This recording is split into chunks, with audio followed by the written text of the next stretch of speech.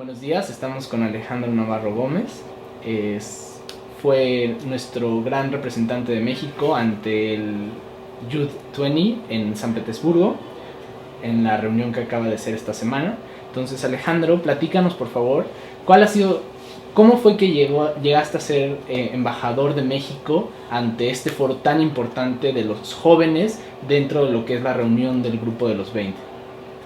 Claro que sí, bueno, pues primero me enteré por otros compañeros aquí en el ITAM que había este foro y pues lo empecé a buscar por internet, y después de que lo empecé a buscar por internet me di cuenta que había varias posiciones. Entonces no es únicamente un embajador, sino que hay un ministro de Economía, ministro de Finanzas, de Desarrollo, etcétera. Entonces yo apliqué para ser presidente o Head of State, como lo tienen ellos, pero pues no recibí ese puesto, pero me otorgaron el puesto de ministro de Economía. Y lo que tuve que hacer es que tuve que meterme en la página de internet y ahí tuve que rellenar un formulario, además de que me solicitaron escribir un ensayo. Y yo creo que la parte más difícil fue buscar unas cartas de recomendación que también me pidieron, y esas pues ya una vez que las tenía tuve que mandar todo el formato junto con un par de fotos y datos personales. Y bueno, un comité allá recibe todas estas aplicaciones, y después de que las recibe ya filtra cuáles creen que puedan tener el mejor perfil para cada posición dentro de la delegación mexicana, delegación brasileña, hindú, etcétera, para cada país. ¿Cuántos delegados de México entonces fueron contigo a la reunión? Éramos cinco. Eran 5. Éramos cinco, pero por desgracia la verdad es que no pudieron ir tres, así que al final llegamos únicamente dos. ¿Esto dificultó los trabajos para ustedes como delegación de México o por el contrario, ustedes dos pudieron llevar a cabo todo el trabajo sin ningún problema? La verdad es que te dividen en comités. Entonces a mí me tocó el primer comité, que se llamaba Entrepreneurial Climate for Youth, y ahí estás con ministros, presidentes, primer ministros, etcétera, de otros países, así que no obstaculizó tanto nuestro desempeño, porque estábamos trabajando, por decirlo, separado. La otra persona que fue al foro estuvo en un comité distinto, pero claro que nos reuníamos y platicábamos sobre lo que estaba pasando en los distintos comités. ¿Los trabajos se desarrollaron durante cuántos días? ¿3 días? ¿Una semana? ¿Fueron en San Petersburgo? ¿Tuvieron sedes diferentes? ¿Fueron sedes del gobierno de Rusia o alguna oficina cultural? No, todo el foro se llevó a cabo en el hotel, y el foro duró 3 días, y fueron 5 días, pero la verdad es que únicamente son 3 días de trabajo, porque el primero y el último día son únicamente de llegada y para irnos del lugar. Pero pues aún así fue un hotel muy grande, y pues ahí fue todo el evento. Ahí comíamos, ahí dormíamos y trabajábamos. Por parte del gobierno de México, ¿es la Secretaría de Economía la que te apoyó fue la que te llevó, digamos, o fue la Secretaría de Relaciones Exteriores o la misma presidencia? Bueno, lo que pasa es que este foro lo ideó, la idea principal viene de una persona que vive en Rusia, y lo que hacía es que juntaba a personas de los 20 países que tenían una organización de sociedad civil, y ellos se tenían que encargar de respaldarlo con el gobierno. Entonces, de los 20 países únicamente 13 lograron el respaldo del gobierno, y en el caso de México no se logró el respaldo del gobierno. Por lo tanto, es independiente del gobierno, y las personas que lo seleccionan a los ministros son el comité estratégico del G20 que está allá en Rusia. Ok. Ahora, ¿cuál fue tu experiencia en estos 3 días de trabajo? Trabajar con otros jóvenes como tú que están involucrados en diferentes actividades de la sociedad civil en sus países. ¿Qué te dejó esta experiencia? ¿Qué fue lo que más aprendiste? Aunque puede ser algo muy obvio, pero platícanos un poco de esta experiencia. Bueno, lo primero es que a mí quedé impresionado con todas las personas que estaban allá, con todas las otras personas que eran ministros en mi comité o presidentes. La verdad es que quedé impresionado con ellos, porque habían hecho muchísimas cosas antes de de haber ido ahí. Inclusive muchos de ellos, como bien dices, tenían sus propias asociaciones de sociedad civil o inclusive algunos trabajan en el gobierno.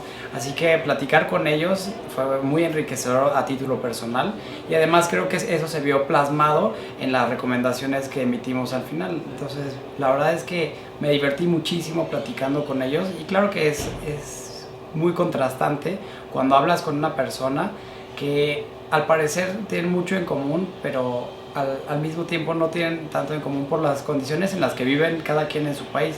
Por ejemplo, a nosotros tuvimos muchísimos problemas cuando estábamos tratando de resolver o emitir una, pues no sé, una solución para el problema de financiamiento para los emprendedores. Claramente los problemas que enfrentan los emprendedores aquí en México son totalmente distintos a los que enfrentan en Sudáfrica. Entonces fue sumamente enriquecedor ver cómo se llegan a esas soluciones a través del intercambio de experiencias que tiene cada persona que forma parte del comité. Así que por mi parte estoy encantado y fue una experiencia increíble. ¿Qué diferencia ves en los jóvenes de México, en ti, respecto a los jóvenes de los países de este grupo con los que tuviste la posibilidad de estar en contacto estos 3 días, más allá de estar consciente que las realidades de las que provienen son diferentes? ¿Qué puedes destacar tú en concreto como diferencias entre ustedes, nosotros los jóvenes mexicanos y los jóvenes de otros países?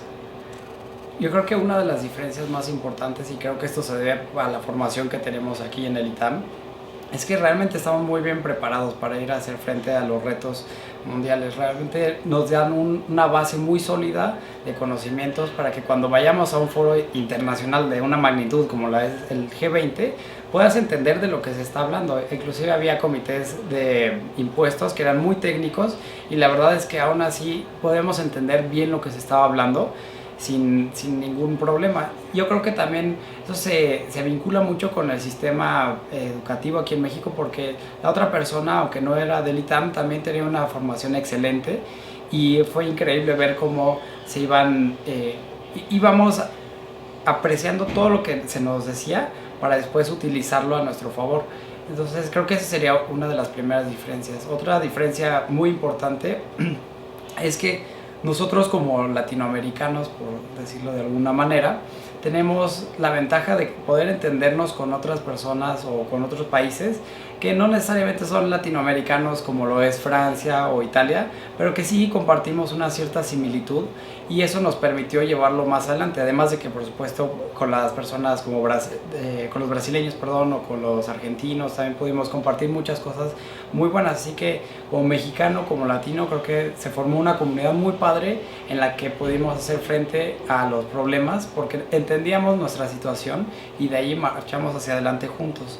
Creo que una tercera ventaja que tenemos nosotros como mexicanos es que nuestra cercanía con Estados Unidos nos obliga a la mayor parte de la población a aprender inglés, y ese inglés de cierta manera lo tenemos que aprender a dominar y se ve reflejado cuando fuimos allá al foro, porque la otra persona que fue al foro y yo tuvimos una gran capacidad de comunicarnos y de transmitir nuestras ideas con las otras personas, porque el idioma no fue una barrera. No fue una barrera, exactamente, cuando a otros países sí lo fue una barrera. Entonces creo que esa es una muy buena ventaja, que de otra manera no hubiera progresado tanto nuestro trabajo. Además del lenguaje, del idioma, de la barrera cultural, ¿qué otro problema lograste ver que existen en estos foros? Esto fue algo nuevo para ti, seguramente para muchos también, pero seguramente refleja muchas de las realidades que los foros intergubernamentales que se dan ya a un nivel mayor de cooperación también tienen, ¿no? Entonces, ¿qué problema viste tú, además del lenguaje, de la barrera cultural, para establecer acuerdos, para llegar a entendimientos entre los diferentes países? Que podrías también decir que se reflejan en los foros ya de un nivel mayor. Bueno, como bien dices tú, llegar a un consenso es el problema más difícil. ¿Por qué? Porque todos pueden tener ideas excelentes, pero no necesariamente se pueden aplicar a los 20 países, porque son 20 culturas totalmente distintas, algunas con mayores similitudes que otras, pero aún así es difícil que una idea sea igual de válida para todos los países por motivos culturales, por motivos sociales, económicos, porque es tan difícil lograr consensar con las otras personas y es muy frustrante ver que hay una idea excelente y que no se puede llevar a cabo por motivos que están fuera del control de las personas, como lo es un ámbito cultural. Así que creo que ese sería uno de los principales problemas en estos foros y que a su vez trae otros problemas como lo es que las decisiones o llegar a un consenso tarde mucho tiempo, y además de que tarde mucho tiempo, esto no pasó en nuestro foro, pero estoy seguro que sí pasa en los foros los foros de las personas que realmente se dedican a esto. Yo creo que en este tipo de foros tienen que a veces sacrificar algunas cosas o estar de acuerdo con puntos con los que no quieren estar de acuerdo, para que después eso se vea transmitido en una serie de, ¿cómo decirlo?, en otros acuerdos externos. Así que la verdad es un poco difícil llegar a hacer acuerdos que no perjudiquen a una u otra parte. En ese sentido, ¿cuál sería o cuál ves tú con esta experiencia que es el papel de los jóvenes en el futuro de la toma de decisiones de un grupo tan importante como es el G20?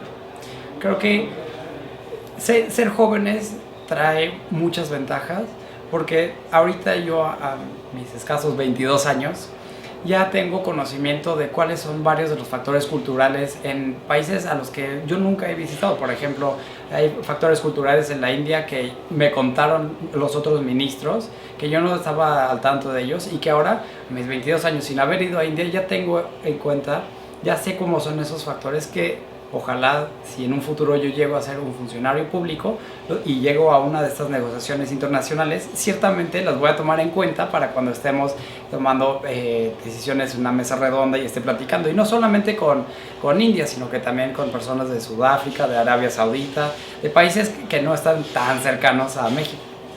¿Cuál consideras tú, Alejandro, que es la fortaleza, la característica más importante que los jóvenes pueden aportar a las negociaciones del grupo del G20, más allá de lo que ya has platicado, que es el acercamiento, el primer acercamiento que tuviste de este tipo, que después en un futuro te va a ayudar para que tus siguientes aproximaciones con los temas que se trataron aquí, con las personas de otros países, sean de una manera mucho más tercia? ¿Cuál es la fortaleza que los jóvenes y el papel que los jóvenes juegan en este tipo de foros y de mecanismos de cooperación multilateral?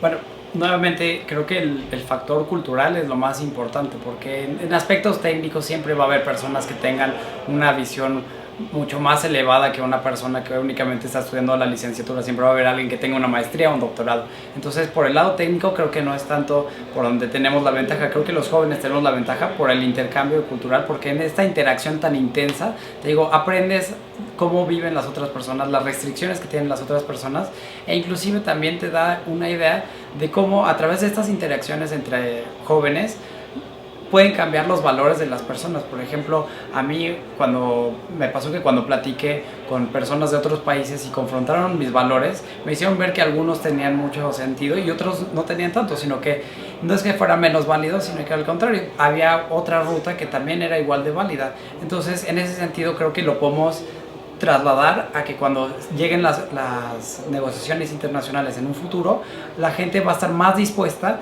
a llegar a otros puntos de acuerdo a los que hubieran estado normalmente si no hubieran estado expuestos a este tipo de intercambios. Muy bien. Y por último, ¿qué experiencia o qué puedes decirle a tus compañeros itamitas que te deja esta experiencia, y qué les puedes recomendar? ¿Los puedes invitar a que participen en estos foros como jóvenes, que se involucren más con la sociedad civil de otros países, que salgan al mundo a descubrir cosas como tú lo has hecho a través de este foro? ¿O cuál es tu opinión y qué les puedes decir? Un mensaje, digamos, que englobe lo que a ti te dejó esta experiencia. Yo creo que el ITAM te da una excelente formación, pero creo que no es suficiente. Creo que, y lo hemos escuchado repetidas ocasiones, las aulas no es no es toda la vida, no puedes conocer lo que hay fuera en el mundo únicamente leyendo libros. Así que mi recomendación sería que todos los itamitas tomen la oportunidad que sea. No necesariamente tiene que ser ir al G20, porque esta puede ver como una actividad mucho más internacionalista o politóloga, o inclusive llegar a ser economista, pero creo que independientemente de la carrera que estudien, deben salir para encontrarse con una pasión, y esa pasión deben trasladarla, y de esa manera poder poner en uso todo el conocimiento que tenemos de las aulas a la práctica, porque creo que es sumamente positivo esto. Así que los motivo a todos los alumnos del ITAM que estén viendo este video, que realmente salgan de las aulas y vayan a hacer lo que más les encanta.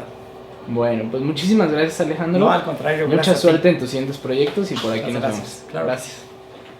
Perfecto.